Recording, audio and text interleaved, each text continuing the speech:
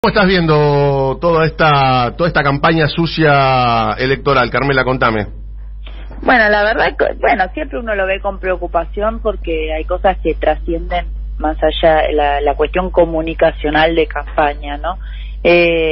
A mí básicamente lo que me preocupa en estos días y son actitudes reiteradas de muchos dirigentes de Juntos por el Cambio, Cambiemos, Macrismo, digamos, ¿no? Como se quieran llamar, es evadir, ignorar causas tan graves como la que pasó con el diputado de Corrientes, que hace apenas 2 días, que fue baleado en el cierre de campaña de Corrientes, porque la provincia de Corrientes tiene elecciones este domingo. Exacto. ¿No?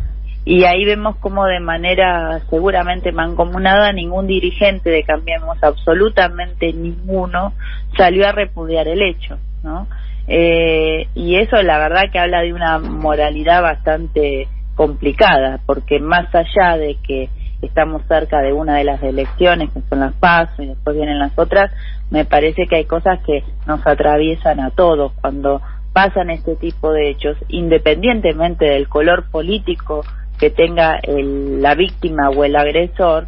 La mayoría de los dirigentes políticos, de quienes estamos en el ámbito de la política, salimos a repudiarlo porque es inaceptable que estas cosas ocurran y sobre todo después de tantos años de la consolidación democrática y además por una cuestión de la paz.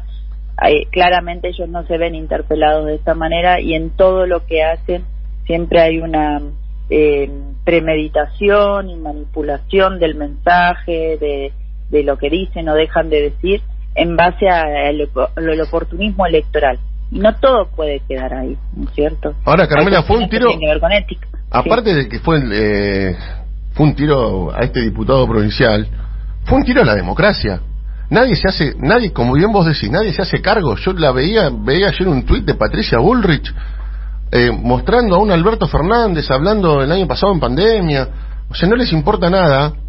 Y es como vos decís, nosotros si era un diputado de Juntos por el Cambio, íbamos a salir todos a repudiarlo. Como lo hacemos siempre, claro. Digamos, y lo vamos a seguir haciendo, cualquier hecho de violencia, inclusive, digo, a la inversa, cuando un legislador no es un referente político de nuestro espacio, se equivoca, también muchas veces salimos a marcarlos nosotros mismos. Totalmente. Digamos. Eso es obviamente que hay una doble moral. Y eso pasó con un montón de casos. Acordate que cuando en su momento se le vota el desafuero a Debido porque tenía una causa y bueno, muchísimos, inclusive gente del peronismo terminó votando el desafuero de Debido. Sí.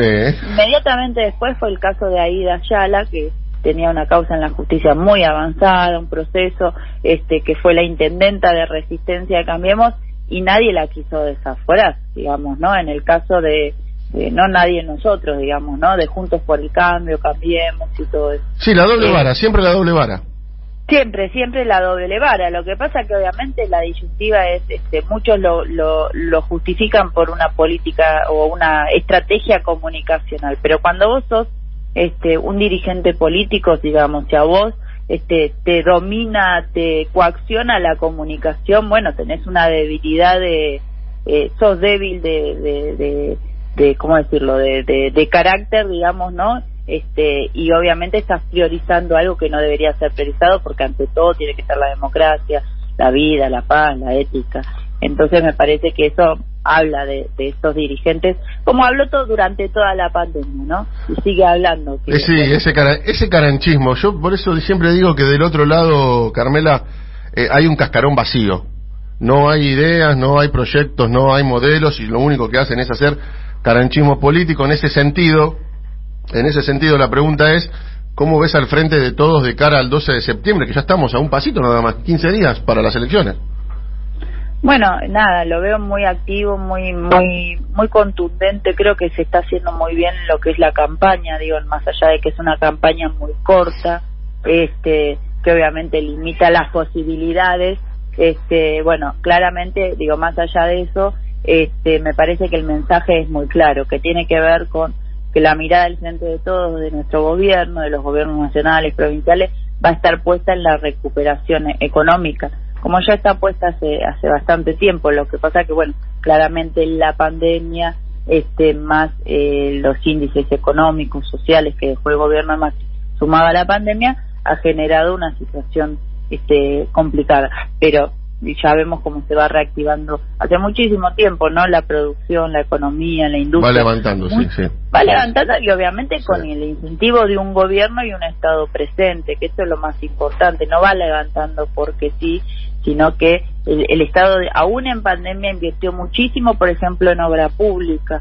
¿Por qué? Porque la obra pública obviamente genera trabajo, es una inversión concreta y genera el día de mañana servicios también, ¿no? Porque la obra pública son rutas, son caminos, son puentes, bueno, es internet, es un montón de recursos que después generan trabajo. Obviamente, yo siempre digo, hay lugares de la Argentina que son maravillosos, por ejemplo, turísticamente, pero son de difícil acceso por falta de servicio. Bueno, en esas provincias, en esas regiones, hoy seguramente tienen muchísimas más posibilidades de brindar un servicio.